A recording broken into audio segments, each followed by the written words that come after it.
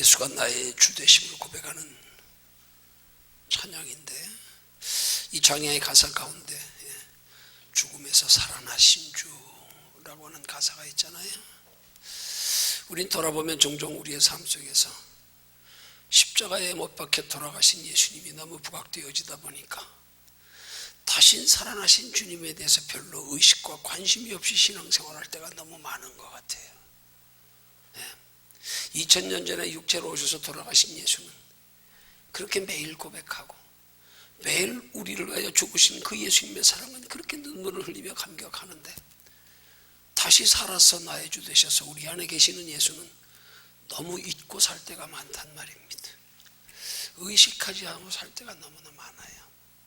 이런 신앙생활을 좀 세상에 빗댄 표현일지 모르지만, 이런 신앙생활을 흔히 일컬어 뭐라고 부르냐, 과거를 붙들고 사는 인생이라 그러는 거예요. 날마다 지난 날만 생각하며, 날마다 지난 날만 돌아보며, 날마다 지난 날만 그리워하며, 지금 현재 나와 함께 하시는 하나님 안에서 은혜와 평강 누리고 있지 못한다면 십자가에 못 박혀 돌아가신 예수만 날마다 기억하고, 그 예수님의 우리를 위하여 죽으신 사랑보다 더 크신 사랑은 죽으신 후에 다시 살아나셔서 오늘 우리 가운데서 세상 끝날까지 함께하고 계시는 예수님의 사랑입니다. 우리는 날마다 이 사랑을 의식하고 이 사랑을 경험하며 이 사랑 가운데 살아야 되는 거예요. 과거만 붙들고 살지 말고요. 물론 예수님의 십자가 죽으심이 없이는 우리의 믿음은 헛것입니다. 그러나 예수 그리스도의 십자가가 우리의 믿음의 전부는 아닙니다. 과정입니다. 시작입니다. 마가복음 1장 1절의 말씀처럼 예수 그리스도 복음의 시작이라. 지금 우리 안에 계시는 예수는 복음의 진행 중이신 예수님입니다. 영원한 하나님의 나라에 이르기까지 우리 가운데 지금 함께하고 계시면서 아직 우리 하나님의 나라에 다다르지 않았어요. 우리 하나님의 나라에 다다라서도 우리에게 이루어질 또 마지막 영생 이후에 우리가 누려야 할 복락이 있단 말입니다. 하나님의 나라에서 영생 복락 누리게 하시려고 주님은 오늘 우리 가운데서 지금 이 복음을 진행하고 계신단 말이에요. 진행 중인 예수님, 이 예수님 사랑하고 의식하며 살아가는 은혜가 있으시기를 주님의 이름으로 축원합니다. 오늘 말씀의 제목은 눈먼 장님입니다. 제가 이 본문의 말씀은 부흥에 나갈 때마다 많이 전하는 말씀입니다. 제가 부흥에 나가서 그동안 전할 때 이 말씀의 제목은 실로암 못의 영적 교훈입니다. 그런데 하나님은 오늘 이 본문의 말씀을 가지고 눈먼 장님이라고 하는 제목을 주셨어요. 그러면 오늘 본문에 나타난 소경의 모습을 통해서 우리가 영적으로 한번 깊이 살펴보면서 과연 하나님이 말씀하시고자 하시는, 하나님이 주신 제목에 근거하여 눈먼 장님은 구체적으로 어떤 장님을 말하는가, 오늘 성령의 감동하심으로 말씀 주시는 대로 전하며 함께 은혜 나누기 원합니다. 오늘 예수님께서 그의 눈먼 것을 치료해 주신 소경은 날 때부터 소경된 자라는 사실입니다.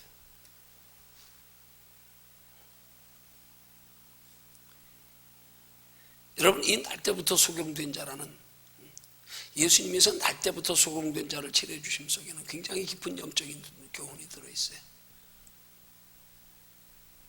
그래서 제자들이 궁금하여 묻는 말이 뭐예요? 누구 죄 때문입니까? 그 부모 죄 때문입니까?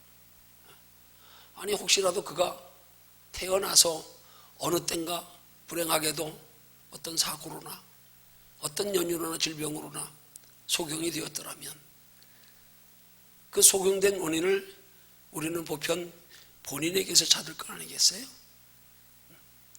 근데 오늘 본문에서는 보면 그가 날 때부터 소경이 되어 태어났기에, 그가 이미 태어나기도 전부터 그가 도대체 무슨 죄가 있기에 저가 소경으로 태어났을까? 그렇게 제자들이 이상히 여겼기에 물은 거예요. 저는 왜 무슨 죄도 없이 태어나기도 전부터 왜 날 때부터 소경으로 태어났습니까? 부모 죄 때문입니까? 이렇게 물은 거란 말이에요. 여러분, 우리가 날 때부터 소경된 자라는 말씀 속에서 우리가 굉장히 얻어야 할 깊은 교훈이, 오늘 저와 여러분들이 바로 날 때부터 영적으로 말하면 소경된 자들이었습니다. 날 때부터요. 우리가 하나님의 형상을 잃어버린 죄로, 인류의 부모들의 혹은 그 유전된 죄로 인하여 우리는 하나님의 형상을 잃어버린 채로 태어납니다. 우리가 태어나며 자라며 어느 땐가 성장하여 우리의 지각을 통하여 하나님이 우리에게 주신 은혜를 통하여 믿음을 통하여 예수 그리스도를 영접할 때에 비로소 우리는 산 자가 되는 겁니다. 흔히 우리 말하기를 모태신앙이라 그러죠. 그 말은 표현이 잘못된 거예요. 모태신앙이라는 말의 뜻이 뭐예요? 어머니 뱃속에서부터 믿음을 가졌다는 말 아니에요? 어머니 뱃속에서 무슨 믿음을 가져요? 아니, 어머니가 믿음을 가졌기에 그 믿음의 부모에게서 잉태되어 태어난 것뿐이지 뱃속에서부터 믿음 가진 건 아닙니다. 정확히 말하면 모태신앙이라는 말은 이 표현이 바른 게 아니에요. 어머니가 신앙을 가졌기 때문에 그 신앙을 가진 어머니에게서 태어났을 뿐이지 뱃속에서부터 믿음을 가진 건 아니란 말이에요. 우리 영적으로 날 때부터 소경된 자입니다. 우리가 어느 땐가 예수 만나 눈 뜨게 된 거 아니겠어요? 그렇지요? 예. 자, 그렇다면 우리가 어느 땐가 예수 만나 눈이 뜨여졌는데, 우린 예수 만나서 우리의 뜨여질 눈이 어떤 눈이 뜨여져야 되냐 이 말이죠. 예? 그래야 비로소 우리가 밝은 눈이 될 수가 있느냐 이 말이죠. 오늘 이 소경이 예수님께로부터 치료받고 마지막 7절에 보니까 이에 가서 밝은 눈으로 왔더라 그랬어요. 그가 밝은 눈으로 오니까, 밝은 눈으로 눈이 띄어지고 나니까 예수가 누구신지를 알았다는 사실이고요. 예수를 부끄러움 없이 시인하며 고백할 수 있었다는 사실이고, 그 시대에 예수를 시인하고 따르면 추방되는 시대였습니다. 그래서 부모가 자식이 태어날 때부터 소경된 자가 눈을 떴는데도 그거 기뻐하지 못하고 그 자식을 치료해 준 예수님을 밝히 증거하지 못하고 자기들이 혹시 예수 시인하면 그 사회에서 불이익을 당할까 봐 자기 아들을 눈뜬 아들에게 가서 물어보라 그럽니다.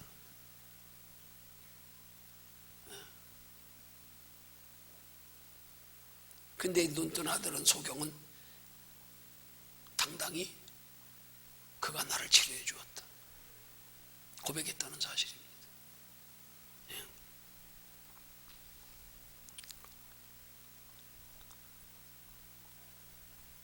오늘 우리 예수 만나서 우리 눈이 뜨여졌다고 하는 사실에 대해서, 우리 눈은 무엇을 의미합니까?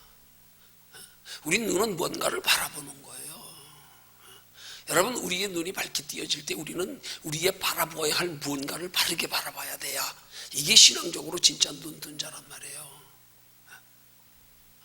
우리가 영적으로 눈이 띄어지고 나서도 우리가 영적으로 눈이 뜨인 자답게 마땅히 바라봐야 할 것을 바라보고 살지 못하면 아직 이 말씀의 제목처럼 우리는 눈먼 장님이란 말이에요.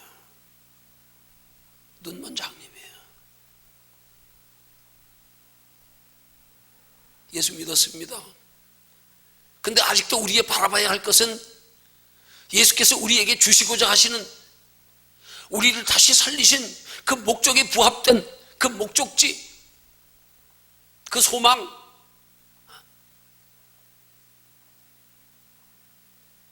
그 우리를 살려주셔서 우리가 영원히 거할 곳, 거기 바라보고 살지 못하면 여전히 우리는 영적으로 눈먼 소경이란 말입니다. 이 시대에 예수 믿으면서 눈먼 소경들이 얼마나 많은지 모릅니다. 혹시 나도 그 중에 속하지는 않았는지 여러분 한번 돌아보며 살펴보시기 바랍니다. 진지하게 내 모습 한번 생각해 보시기 바랍니다. 눈은 뜨여졌는데 바라봐야 할 걸 바라보지 못하고 엉뚱한 것 바라보고 살면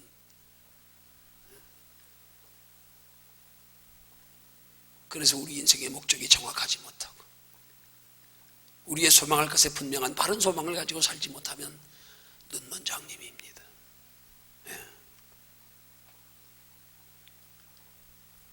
그러면 예수님이 이 눈먼 소경을 밝힌 눈이 띄어 돌아오시도록, 그렇게 밝힌 눈이 띄어지게 하기 위해서 예수님은 이 소경을 어떻게 치료해 주셨는가, 이 속에 굉장히 깊은 영적인 교훈이 들어있단 말입니다.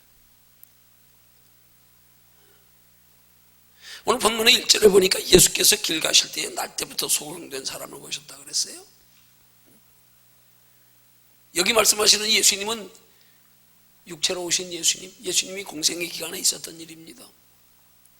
육체로 오신 예수님이 그 소경을 보고 날 때부터 소경된 자를 보시고 불쌍히 여겨서 그를 불러세우고 땅에 침을 뱉어 진흙을 이겨 눈에 바르고는 실로암 못에 가서 씻으라 그랬어요. 비록 소경이 아직 눈을 뜨지 못하여 보지 못하여 예수가 누구신지 알지 못하지만, 예수님이 어떤 분이신지 어떻게 생기셨는지 모르지만, 어쨌든 소경은 지금 예수님 만났어요. 근데 그 소경이 만난 예수는 어떤 예수입니까? 육체로 오신 예수님이십니다. 우리의 죄를 해결하시려고, 우리의 죄 대신 죽어주시려고 오신 예수님이십니다. 근데 예수님이 그러면 이 눈먼 소경을 보시고 그 자리에서 그냥 고쳐주셔도 될 텐데, 왜 유독 이 사건에서만큼은 죽은 나라서도, 죽은 나흘이 되어 썩은 냄새가 나는 나사로까지도 육체로 오신 예수님이 살리셨는데, 이 소경은 왜 그 자리에서 치료해 주셔서 눈뜨게 하시지 않았을까?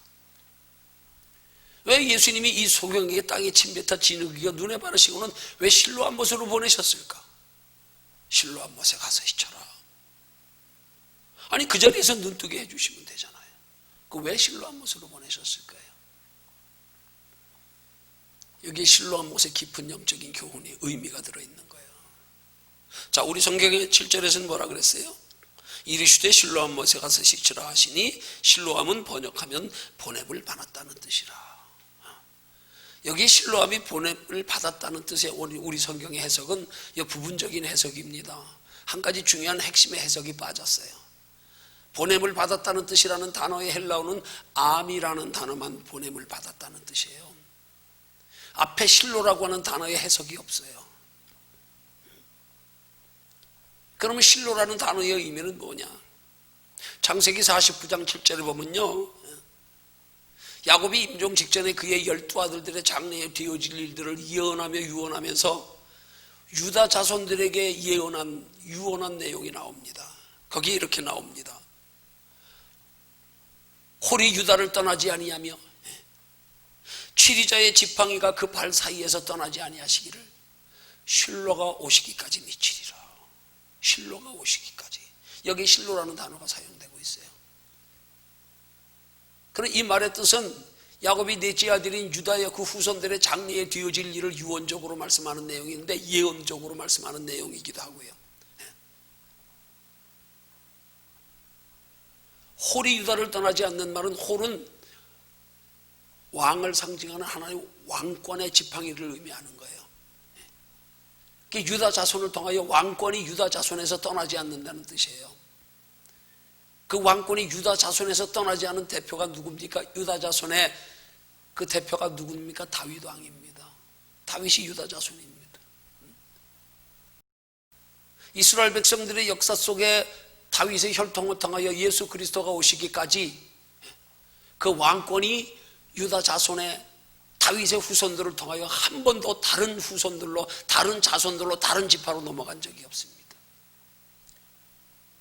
솔로몬의 범죄로 인하여 이후에 이스라엘 지파가 12지파가 남유다와 북이스라엘로 갈라져서,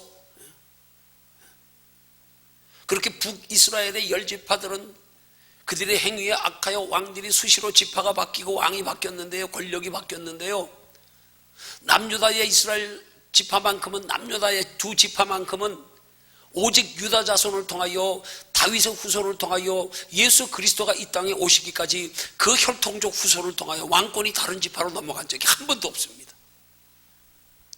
그 말씀을 지금 야곱이 12아들의 네 번째인 유다에게 예언하는 거예요. 홀이 유다를 떠나지 않는다. 어느 때까지요? 실로가 오시기까지. 실로가 오시기까지. 그 실로는 누구를 말하느냐? 다윗의 후손을 통하여 오신 예수, 하나님이 약속하신 메시아, 다윗의 후손을 통하여 올 메시아가 오시기까지 다윗 왕의 후손들을 통한 그 혈통을 통한 왕위는 떠나지 않을 거다. 이렇게 말한 거란 말이에요. 여기 실로라고 하는 단어가 사용되고 있어요. 실로. 그럼 실로라는 단어는 뭐냐? 우리 시대로 말하면 이걸 쉽게 보냐? 예수님이라는 뜻이에요. 예수님. 예수님, 실로. 오실 예수님, 메시아. 근데 예수님이 육체로 오셔서 눈먼 소경에게 땅에 침을 뱉어 진흙을 이겨 바르시고 예수님을 상징하는 실로암, 그러니까 지금 실로암 하는 말은 암이 보냄을 받았다는 뜻인데 앞에 실로라고 하는 말이 오실 예수를 가리키는 건데, 그럼 누구한테 보냈다는 말이에요? 실로암이라는 못이라는 이름의 의미가 장차 오실 예수에게로 보냄을 받았다, 그런 뜻이에요. 장차 오실 예수. 다윗 왕의 후손을 통하여 장차 오실 예수, 그분을 실로가 오시기까지 미치리니 그랬단 말이에요. 근데 오늘 육체로 오신 예수님께서 예수님을 장차 오실 예수님께로 보낸 거예요. 그게 실로암 못이라는 이름의 영적인 깊은 의미란 말입니다. 그러면 예수님이 이 날 때부터 소경된 사람을 장차 오실 예수님께 보낸 그 실로암 장차 오실 못, 예수는 누구겠어요? 예수님 십자가에 못 박혀 돌아가신 후에 성령으로 우리에게 오실 예수, 육체로 오신 예수님 십자가에 못 박혀 돌아가신 후에 다시 오실 예수, 성령으로 다시 오실 예수, 그 예수님께 보냈단 말이에요. 거기서 눈이 밝게 뜨여졌단 말입니다. 누구 만나서요? 성령 예수님 만나서. 예수님이 육체로 오셔서 십자가에 못 박혀 돌아가신 후에 다시 오신, 성령으로 오신, 부활하셔서 우리 가운데 오신 예수, 소경을 그리로 보냈단 말이에요. 성령 예수 만나게, 성령 예수 만나게. 이 소경이 성령 예수님 실로암 못에 가서 주님의 말씀대로 순종하여 그의 몸을 씻었더니 눈이 밝게 뜨여져 돌아왔단 말이에요. 오늘 우리의 신앙생활에서 이 다시 오시는 예수, 예수님이 소경을 보내시며 실로암 못으로 보낸 그 다시 오실 예수, 성령으로 부활하셔서 오실 예수, 오늘 우리 그 예수 만나지 못하면 아직 우리 눈만 소경이란 말이에요. 육체의 예수님 만났어요. 믿습니다. 예수님이 십자가에 못 박혀 내 죄를 대신하여 돌아가 주신 것, 내 죄가 사함받은 것 믿습니다. 그러나 부활하셔서 우리 속에 오시는 성령 예수님 아직 만나지 못하면 우리는 아직 눈먼 소경이에요. 눈먼 소경이란 말이에요. 대단히 중요한 거예요. 장차 오실 메시아로서의 예수를 실로라고 창세기 49장 7절에 표현하고 있는 거예요. 실로가 오시기까지 미치리니, 약속된 메시아가 오시기까지 미치리니. 오늘 우리에게 대입하면 부활하셔서 성령으로 오실 예수님, 육체로 오신 예수님이 이 소경의 눈먼 것을 치료해 주시면서 성령 예수 만나게 하시려고 실로암 못으로 보냈단 말이에요. 성령 예수가 계신 것을 상징하는, 의미하는 실로암이라는 이름의 못으로 거기서 주님의 말씀에 순종하여 그 실로암 못에 몸을 씻었더니 눈이 뜨여졌어요. 거기는 성령 예수가 계신 곳입니다. 우리 예수 믿어도 우리 안에 부활하셔서 우리 안에 하나님의 형상을 회복시키시는 그 예수 만나지 못하면 우리 아직 눈먼 장님이에요.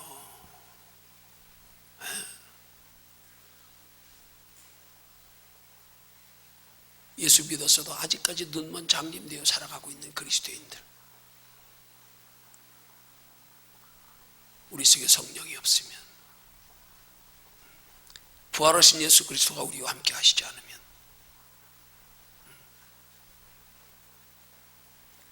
우린 그 예수까지 만나야 우리의 눈이 밝게 뜨여져서 하나님의 나라가 믿어지는 거예요.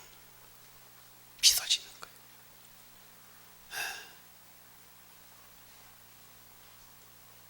한 걸음 더 나가서는 그 예수 만날 때에 우리는 우리의 삶의 목적과 소망과 관심까지 바뀌어질 때 비로소 우리는 완전히 눈 뜨여졌다 그러는 거예요.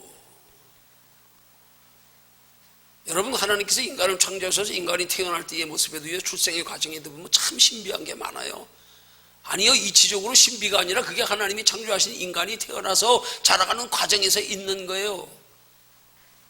여러분, 어린아이가 태어나서 앵하고 울며 태어났습니다. 눈 떠 있습니다. 그러나 아직 사물을 인지 못합니다. 어느 시기까지는 정확히는 모르지만 몇 개월인가 지나서부터 아이들의 시선이, 갓난아이의 시선이 그 천장에다가 이렇게 장난감 같은 거 움직이는 거 달아주면 그때 비로소 움직일 때 시선이 따라가기 시작한답니다. 처음에는 눈은 떴지만은요, 내 앞에서 사물이 움직이는 걸 인지하지 못해서 사물이 움직여도 시선이 따라가질 않는데요. 근데 몇 개월인가 지나면 이 갓난아이의 눈이 사물을 따라가기 시작하는 거예요. 눈동자가. 거기 조금 더 지겨나면 그게 뭐 영속성의 발달이라 그러던가요? 영속심리라 그러던가요? 아이들이 자라 볼볼볼 기는 단계에 어느 시기쯤 되어져서요, 앞에다가 뭐 아이들이 좋아하는 맛있는 거나 무슨 뭐 어떤 장난감 같은 걸 놓고요, 아이가 그걸 잡으러 가려고 할 때 앞에다 선으로 커튼으로 싹 가리우면 아이가 가다가 멈춘답니다. 없어졌네. 그러고는 중단해버린답니다. 이게 뭐 영속성의 발달 과정이라 그러던가요? 앞에 가리워지면 없는 것처럼 보이는 거예요. 아직 그 너머에 있다는 사실을 인지하지 못해.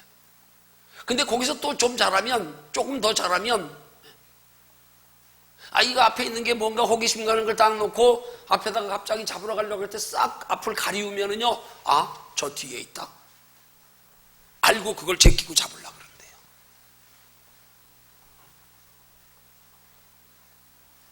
하나님의 형상으로 인간을 창조하신 과정에서 비록 하나님의 형상을 잃어버려 아직 하나님의 형상에 잔재만 남아있는 인간임에도 불구하고 이런 과정이 있다니까요.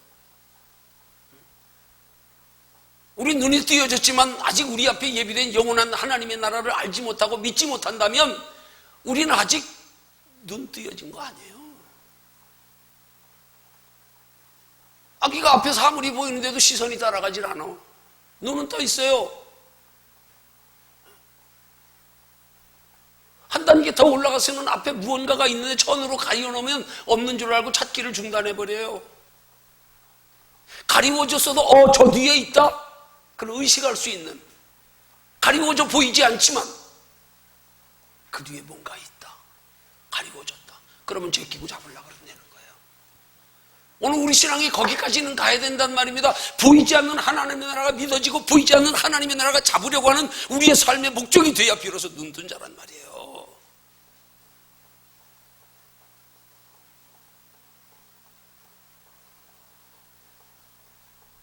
마치 인간이 태어날 때의 그런 과정처럼 여전히 예수 믿어 하나님의 형상으로 다시 창조되었음에도 불구하고 저 하나님 나라 바라보지 못하고 저기 시선 두지 못하면 우리는 아직 사물을 인지하지 못하는 아주 갓난 신생아나 마찬가지인 거예요. 눈은 떴어요. 사물을 따라가지 못해 시선이. 사물은 따라가는데 그걸 잡으려고 움직이지 못하면 아직 온전치 못한 거예요. 예수 그리스도 믿지만 하나님의 나라에는 볼 생각도 없고 관심도 없고 시선을 두지도 않고 하나님의 나라가 있음을 알기는 하지만 알기는 하면서도 그렇게 살아가려고 하지 않는다면 앞에 물건을 잡으러 가려던 어린아이에게 싹 가려버리니까 중단하는 것과 똑같은 거예요. 없네, 안 보이네, 찾기를 중단해버려.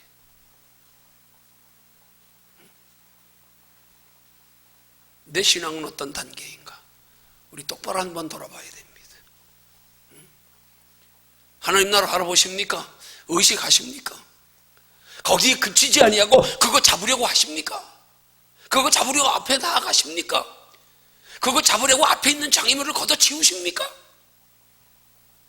그러지 않으십니까? 그러면 아직은 아니에요. 아직은 아니에요.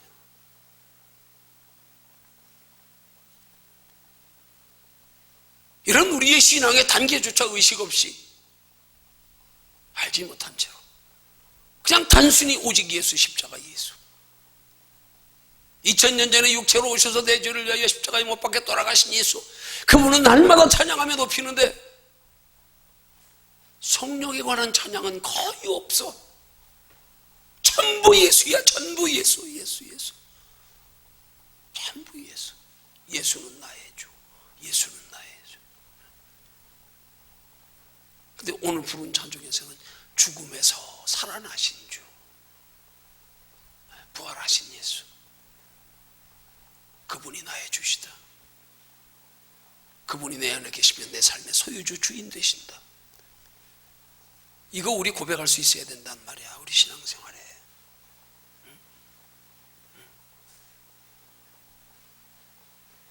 그러지 않으면 아직 우리 눈 먼 겁니다. 아직 눈 멀었어요. 알기는 해요. 찾지는 않아. 알기는 해요. 그걸 잡기 위해서 행동하지는 않아. 알기는 해요. 그걸 잡기 위해서 장애물을 지키는 건 싫다고, 피곤하다고, 귀찮다고, 힘들다고 안 해요. 그럼 우리 아직 영적으로 눈먼 장님입니다. 영적으로 눈먼 장님이에요. 예수님은 육체로 이 땅에 오셔서 그 날 때부터 소경된 그 소경을, 그 눈을 예수 만나, 성령 예수 만나 뜨여지게 하시려고 예수님이 직접 치료해 주지 아니하시고 실로암 못으로 보내셨단 말입니다. 또 다른 예수가 계신 곳, 예수님이 십자가에 못 박혀 돌아가셔서 부활하셔서 성령으로 다시 오실 그 예수님이 육체로 계시는 시간적 개념에서는 장차 오실 예수, 성령 예수. 여러분, 우리의 삶에서 그분 만나야 되는 거예요. 예. 육체의 예수 그리스도는 한 번 만나면 됩니다. 육체의 예수는 우리의 원죄를 해결해 주시기 위해서 오셨어요. 물론 자범죄도 해결해 주십니다. 우리가 죄를 범할 때마다 자복하고 회개하면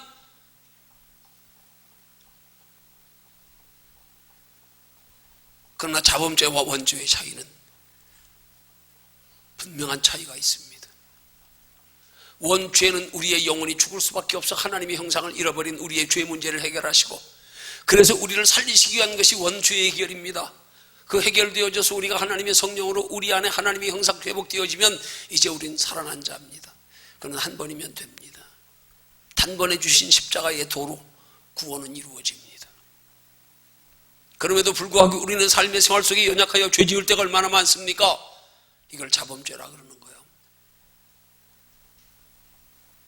자범죄도 구원받지 못하는가? 아닙니다. 베드로가 주님께 용서에 관해서 질문을 하며 주님 얼마나 용서해 줄까요? 얼마나 용서해 줘야 됩니까? 그때 예수님 대답하신 말씀이 70번씩 7번까지라도 용서해 줘라. 이 죄는 원죄를 말하는 게 아니에요. 연약함으로 짓는, 예수 믿었지만 아직 연약함으로 짓는 자범죄를 말하는 거예요. 자범죄는 구원과 연결되는 게 아닙니다. 그러나 하나님의 나라의 영원한 산과 연관되는 겁니다. 우리가 연약함으로 짓는 자범죄를 많이 짓다 보면 죄 짓는 시간으로 짧은 육체로 사는 날 동안을 낭비하느라고 하나님 나라 준비할 수 있는 시간이 별로 없는 거예요. 그래서 하나님 나라 준비 많이 못해서 상 제대로 못 받는 거예요. 그 기회를 그만큼 잃어버리는 거예요. 자범죄는 상과 직결되어 있는 겁니다.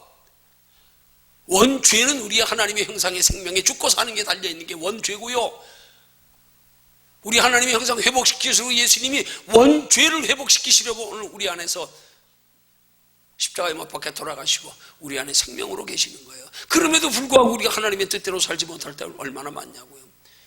우리 안에 하나님의 성령이 계셔서 하나님의 형상이 회복되어지면 비록 연약하여 하나님의 뜻대로 살지 못할 때 많을지라도 구원에서 멀어지진 않습니다.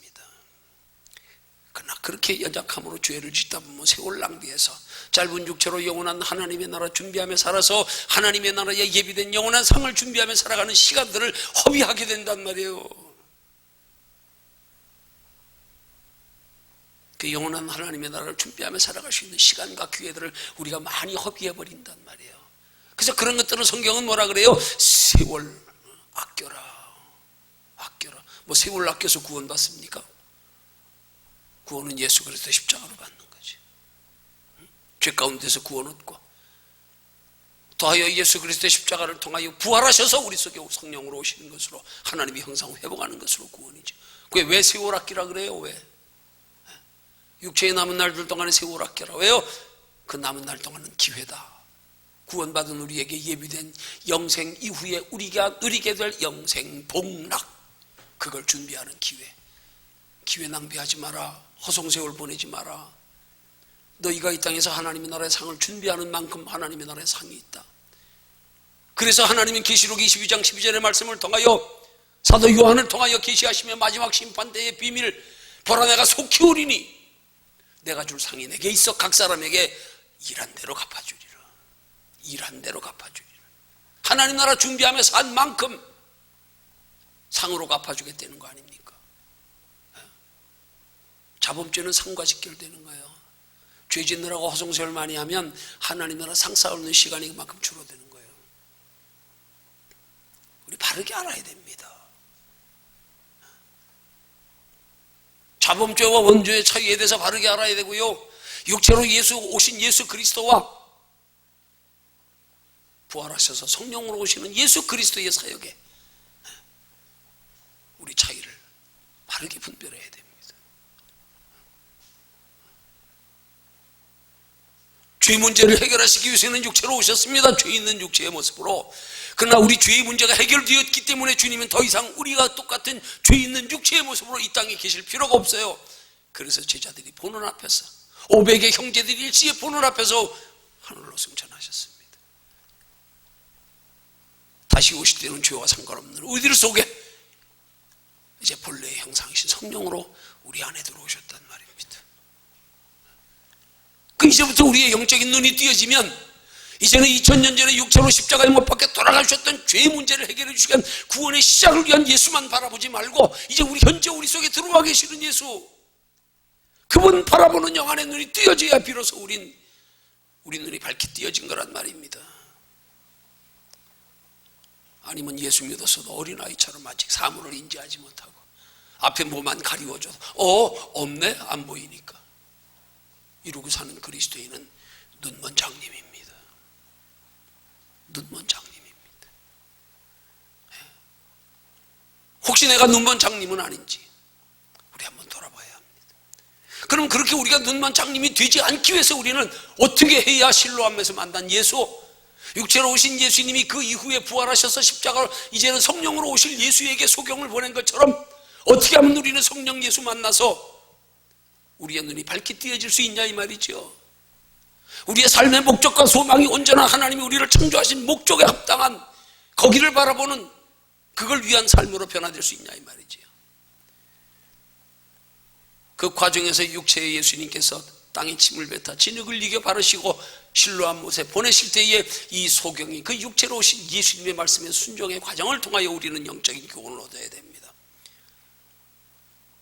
육체로 오신 예수님이 이날 때부터 속는 사람을 불쌍히 여기셔서 땅에 침뱉어 진흙여가지고요 눈에다 바르니까 지금 그분이 내 눈에 뭘 발랐는지도 몰라요. 소경이니까 밀가루를 발랐는지 진흙을 발랐는지 몰라요 지금. 그리고 그분이 누구신지도 몰라요. 그런데 육체의 예수님이 그 소경에게 실로암 못에 가서 씻으라 그러니까 저분이 누구신지도 모르고 지금 그분이 내 눈에 뭘 발라줬는지도 모르고 그냥 영문 모르고 순종하여 갔단 말입니다. 오늘 우리 속에 영으로 찾아오시는 예수님, 그 예수 만나서 우리의 영적인 눈이 띄어져서 우리의 삶의 가치관, 소망이, 목적이 바뀌어지려면 첫 번째 단계가 바로 영문 모르고 순종하는 과정을 거쳐야 된단 말이에요. 근데 우리 좁은 머리 가지고 자꾸 내가 이해되어져야 믿으려고 그래. 내가 여기서 뭔가가 동의가 돼야 믿으려고 그래. 아니면 안 받아들이려고 그래. 순종하고 날 때에 믿어지는 거예요. 근데 우리는 믿어지면 순종하겠대. 순서 바꾸면 안 됩니다. 사계절이 분명한 우리나라에 겨울이 지나지 않았는데 봄이 어떻게 옵니까? 순종이 먼저입니다. 믿음이 먼저가 아니에요. 근데 우리 믿음 가지고 믿어지면 순종하겠대. 그건 믿음이 아니에요. 그건 자기 신념일 뿐이지. 믿음과 신념은 달라요. 신념은 내 생각으로 판단하는 거고요, 믿음은 하나님이 주시는 생각이에요. 하나님이 믿음을 주시는 게 성경적인 진짜 믿음입니다. 내 이치적으로 경험으로 지식으로 따져서 아 맞구나 틀리구나 이건 믿음 아니에요. 그건 신념이에요. 자기 생각을 믿는 거예요. 근데 우리는 하나님의 말씀에 순종하는 데 있어서 기준을 내 신념에다 두고 있어. 내 여건에 안 맞으면, 내 기분에 안 맞으면, 내 이치에 안 맞으면, 내 머리에 이해 안 되면 못 믿겠다는 거예요. 안 받아들이겠다는 거예요. 그건 믿음 아니에요. 그분이 누구신지도 모른 채로, 눈에 뭘 발랐는지도 모른 채로, 소경한테 실로암 못에 가서 시래요. 소경한테. 설사 소경이 실로암 못을 안다고 해도 눈이 감겼는데 방향 감각을 압니까? 물어가야 될 거 아니에요. 영문 모르고 순종했습니다.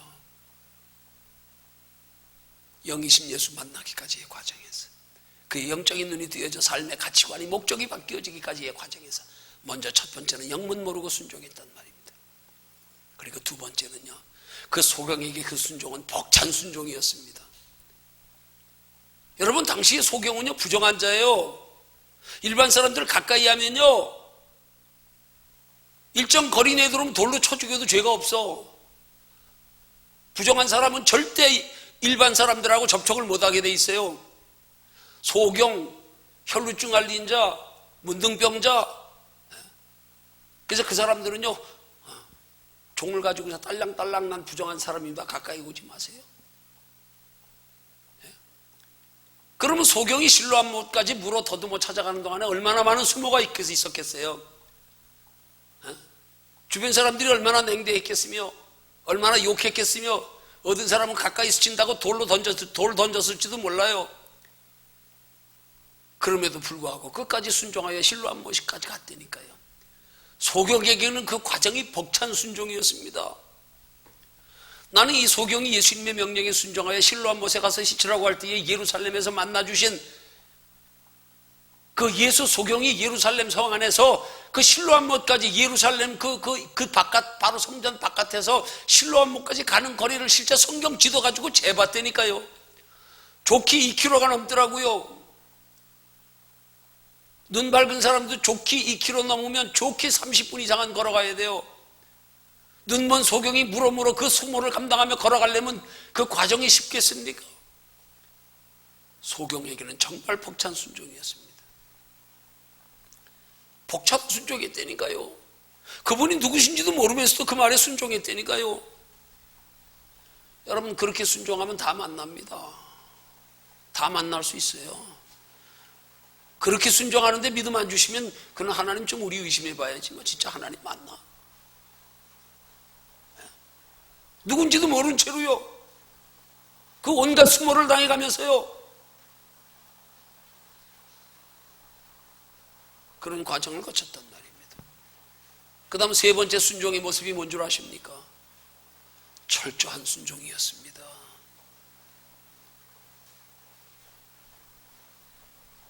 여러분, 예수님은 이 소경에게 땅에 침뱉어 진흙이게 눈에 발라주고는 실로암 못에 가서 씻으라 그랬어요. 그냥 씻으라 그랬어요. 그러면 실로암 못까지 그렇게 그 수모를 견뎌가면서 벅차게 순종해서 도달했으면 그냥 여기다 발랐으니까 눈만 그냥 얼굴만 씻으면 될 거 아니야. 기왕 뭐 떡 봉김에 제사 지낸다고 머리까지나 좀 감을 수 있을까? 근데 이 소경이 실로암 못에 가서 씻고 밝은 눈으로 왔다는 씻고 하는 단어에 헬라어의 에닙사토 하는 단어를요 원문의 의미대로 정확히 번역하면 목욕했다는 뜻이에요. 예수님이 소경에게 가서 씻으라 말할 때는 목욕하라고 하는 단어를 쓰지 않았어요. 그냥 씻으라는 단어예요, 말 그대로. 근데 소경이 실로암 못에서 씻었다는 말씀에 이에 가서 씻고 할 때에 그 단어를 찾아보면 온몸을 잠그어 목욕했다는 단어예요. 아니, 예수님이 가서 씻으라 그랬으면 바른 데만 씻으면 될 거 아니에요. 여러분, 더더구나 그 실로암 못은요 아무나 들어갈 수 없는데요. 거기가 쉽게 말하면 비상식수 저장고예요. 전쟁에 대비해서요 안반을 뚫어가지고 예루살렘 성전 안에다가 비치해 놓은, 전쟁에 대비해서 적군이 장기간 동안 포위하면 그 사람들 혹시 식량 물 떨어져 죽기 전에 비상식량 저장해 두는 것, 거기에 그 시대의 부정한 소경이 어떻게 실로암 못에 갔는 씻는 걸 그냥 두겠습니까? 내가 그때 당시를 상상해 보면 아마 이 실로암 못의 소경은 낮에는 사람들의 시선을 피해가지고 도저히 들어갈 수 없으니까, 더구나 소경이 부정한 자가 기다렸다 아마 밤에 다 잠든 사이에 들어가 내려가시지 않았을까. 실로암 못에 가파릅니다. 깊습니다. 인위적으로 파서 만든 비상식수 저장고예요. 전쟁에 대비해서. 약 거리상으로 800m 정도 떨어진 기혼이라고 하는 샘의 안반을 뚫어가지고 그 예루살렘 성 안에까지 물을 받아서 저장해 두는 곳. 거기에 소경이 들어가서 몸을 씻어요? 사람들이 다 잠들 때를 기다렸다. 아니 눈만 씻으면 되죠. 얼굴만 씻으면 되지 뭐 온몸을 그렇게 목욕해요? 그렇게 철저히 순종했단 말이에요. 그러한 순종의 과정을 통하여 소경이 눈이 뜨여지게 된 겁니다. 그래서 성령 예수 만나게 된 겁니다. 오늘 이 시대에 얼마나 많은 그리스도인들이 성령 예수에 관심 없이 그냥 형식적으로 그냥 습관적으로 그냥 그렇게만 알고 있어. 그냥 예수 믿으면 됐어. 그럼 예수 믿은 이후에 우리의 삶은 목적을 어디에 두며 소망을 어디에 두며 우리 이 삶의 가치를 어디서 찾아야 되는가? 이미 우리 구원받고 하나님의 형상 회복됐는데 우리 진정한 그리스도인의 삶의 가치는 무엇인가? 어떻게 살 때 이건 하나님이 보시기에 의롭게 사는 것일까? 하나님의 자녀답게 사는 것일까? 좀 진지하게 생각을 해봐야 될 텐데 전혀 생각도 없이 그냥 예수 믿으신가 됐어. 찬양도 예수 십자가 보혈 찬양은 막 넘치고 넘칩니다. 성령에 관한 찬양은 별로 없어요. 여러분 부활에 관한 찬양 들어보셨어요? 찾아보기가 힘들어. 예수 십자가에 관한 복음성과 찬양은 그렇게 많은데 예수 육체로 이 땅에 죽기 위해서 오신 날은 그렇게 온 세상이 떠들썩한데 덩달아 예수 믿는 사람까지 들떠가지고 부활절날 새벽에 보십시오. 을신연스럽습니다. 조용합니다. 이건 어디 지나가던 행인이 죽어가서 장례시키시는 것도 아니고. 부활절 분위기 보십시오. 신앙생활에서 우리 안에 거하시는 예수, 우리와 세상 끝날 게 함께하고 계시는 예수, 여기에 관심 없이 신앙생활하는 사람들, 이게 과연 신앙의 넌든 신앙생활일까요? 우리 한번 깊이 생각해 봐야 된단 말입니다. 예. 여러분 진짜 눈 뜨여지는 건요, 영적으로요, 성령이 우리 안에 부활하신 예수님이 우리 안에 거하시면서 우리의 마음과 생각을 다스려 주장하심을 통하여 우리의 소망이, 가치관이 바뀌고 우리의 삶의 목적이 바뀌어질 때 비로소 이제 우리 눈 뜬 거예요.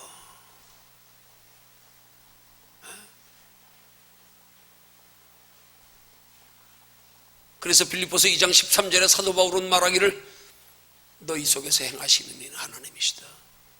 하나님이 우리 속에서 행하시게 해라.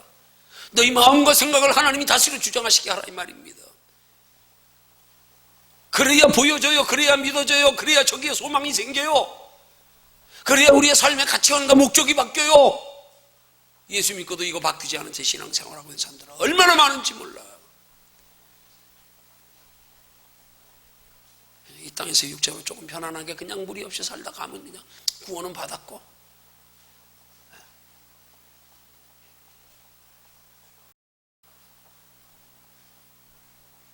이 땅의 상의 개념과는 비교도 되지 않는, 상상하고 설명할 수도 없는, 사도 바울이 삼층전에 끌려왔던 체험을 말할 수 없는 말을 들었다고 표현하는 그 하나님 나라의 영원한 상, 여기에는 관심도 없고 그냥 그렇게 무덤덤하게 신앙생활하는 사람들. 성령이 우리 안에서 행하실 때에, 우리의 마음과 생각을 다스려 주장하실 때에 믿어지기 시작하는 거예요. 가치가 점점점 인식되어지며 자라가기 시작하는 거예요. 어린아이 성장해 가듯. 예수 그리스도의 십자가로 머물러 있으면 안 됩니다. 자라가야 됩니다. 변화돼 가야 됩니다. 갓난아이 태어나서 사물을 바라보지 못해서 눈동자가 사물을 따라가지 못한 것, 조금 지나지만 눈동자는 사물을 따라가지만 내 앞에 있는 보이는 물체가 손에 잡으려다가도 한번 겉엔만 쓱 가려지면 없다고 중대하고 중단해버리는 어린아이들, 영속성의 발달이라 그러던가요. 조금 더 자라고 나니까 저 뒤에 있어, 천을 제껴가면서라도 가서 잡으려고 하는, 우리 눈에 보이지 않지만 우리 앞에 영원한 하나님의 나라 있다. 저기에 영원한 상이 있다. 예수님이 이 땅에 오시기 전에 모세조차도 그 하나님의 나라의 상을 바라고, 어떻게 그 역사 속에 구약시대에 예수님도 이 땅에 오시지 않았는데 하나님의 나라의 상을 얼마나 소중히 여겼으면 장차 자기가 물려받게 될 왕의 자리까지 포기하면서 백성들과 함께 고난받는 길을 선택했습니까? 이는 상주심을 바라봅니다. 그거 생각하면 우리 시대 그리스도인들 정말 부끄러워해야 되는 거 아닐까요? 예수님이 역사 속에 이 땅에 오신 이후에 벌써 2000년이 지났는데도 여전히 하늘에 소망 없이 예수 믿어 예수 십자가로 끝.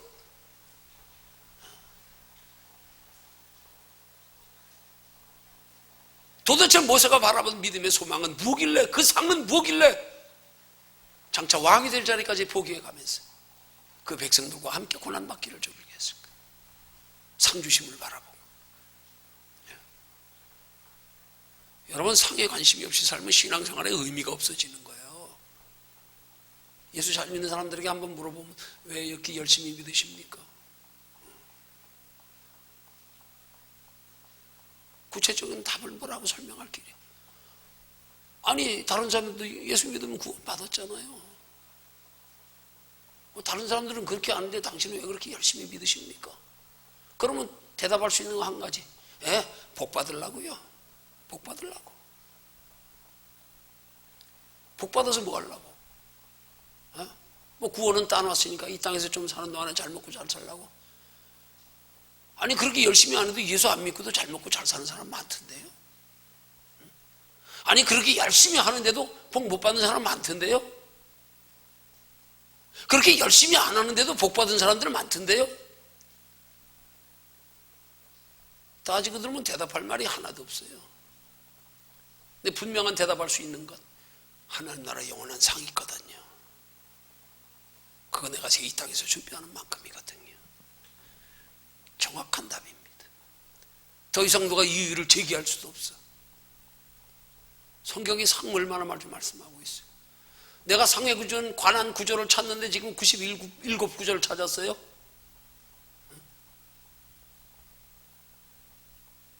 하나님 나라의 상을 말씀하고 있는 연관된 구조를 지금 97구조를 찾았어요. 앞으로도 더 찾을 거예요. 더 찾게 될 거예요. 살피다 보면. 얼마나 많이 성경은 상을 말씀하고 있습니까?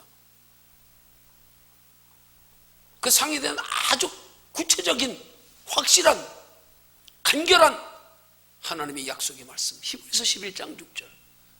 믿음이 없이는 하나님을 기쁘시게 못하나니 하나님께 나아가는 자는 반드시 그가 계신 것과 그가 자기를 찾는 자들에게 상 주시는 이심을 믿어야 할지니라. 상에 관심이 없이 신앙생활을 하고 있어. 상에 관심 없이 신앙생활하면 눈만 장님인 거예요.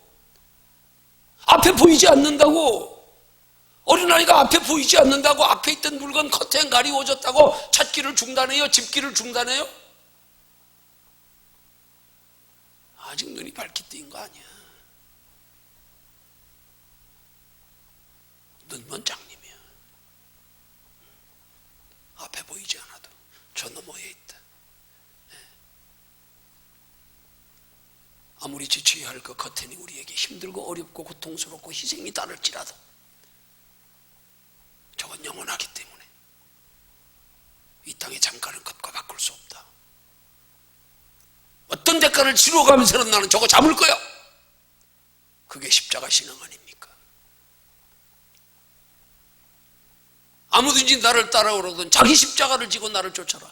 자기 십자가가 구원입니까? 구원은 예수 그리스도 십자가로입니다. 그것 가지고 부족해서 나도 십자가 져야 됩니까? 아닙니다. 자기 십자가는 하나님 나라의 영원한 상입니다. 하나님 나라의 영원한 상을 얻기 위해서 따라가야 될 우리의 과정에서의 험난한 여우도 굴이 있고 공중 나는 새도 깃들 곳이 있으되 인자는 머리 들 곳이 없도다. 따라올 준비 됐냐? 각오됐냐?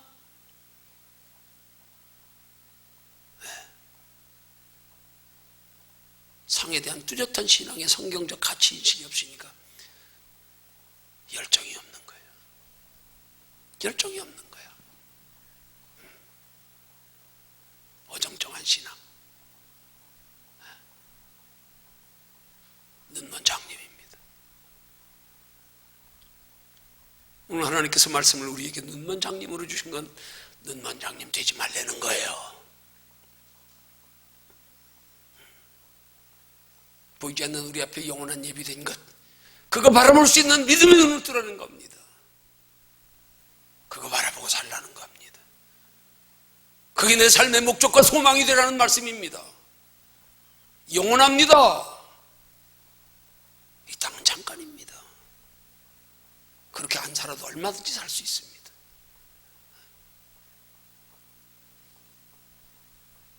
예수 안 믿는 사람들 우리보다 잘 삽니다.